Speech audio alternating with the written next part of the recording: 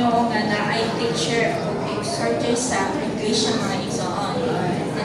Ang iyang function aning teacher o exhorter mga prophets mga igsoon.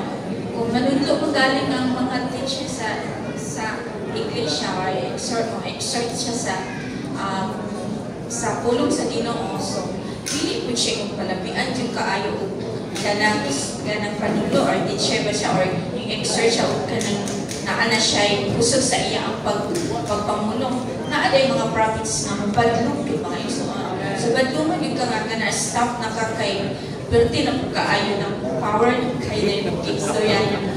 Kung exhort ka parang na and foundation na kasi pagalingan may ito ng prophets na ayaw na yun na. So ang prophets may pagtundo na ito saan na ito pag-deliver ang pulong sa Ginoo mga igsoon.